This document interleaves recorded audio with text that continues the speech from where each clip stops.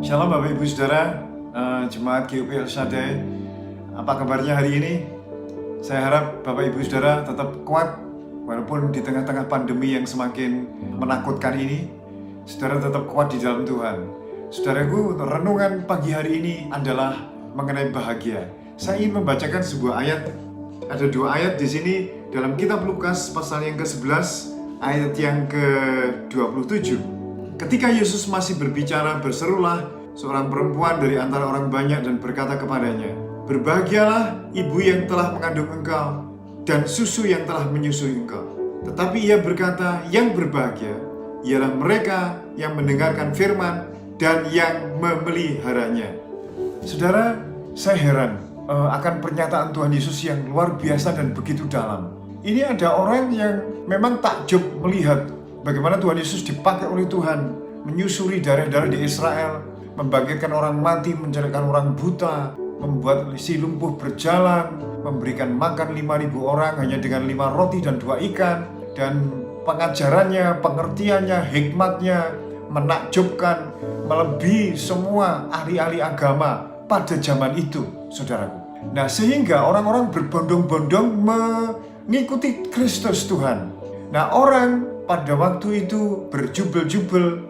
Ada salah satunya nyeletuk berkata kepada Tuhan. Orang banyak itu ada salah satu yang berkata, "Tuhan, berbahagialah ibu yang mengandung engkau dan susu yang menyusui engkau." Itu memang standar manusia. Kalau anaknya tenar, terkenal, dan melakukan sesuatu yang menakjubkan di tengah-tengah masyarakat, namanya menjadi pembicaraan orang banyak, itu membanggakan orang tua. Dan semua orang tua menghendaki anak-anaknya seperti itu, saudaraku. Saya juga seperti itu. Itu manusiawi. Tetapi itu bukan standarnya surga.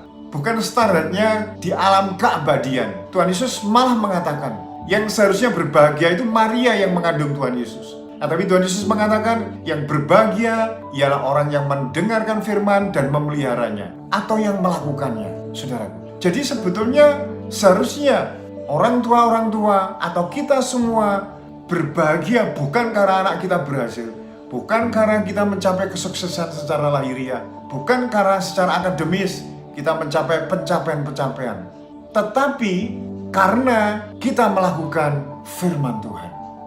Itu orang yang paling berbahagia dan orang yang paling dikenan oleh Tuhan. Jadi ketika kita menghadap Tuhan, tidak ada label apapun juga dalam hidup ini yang bisa mengesankan Tuhan. Hanya orang yang memperhatikan firman-Nya dan melakukan firman-Nya, itu yang melekat dan dekat di hati Tuhan. Dan itu orang yang paling berbahagia di dunia ini. Tidak hanya di dunia ini, tetapi di dunia yang akan datang. Saudaraku, selamat melakukan firman Tuhan. Walaupun sulit, itu yang harus kita lakukan. Tuhan memberkati kita semua. Amin.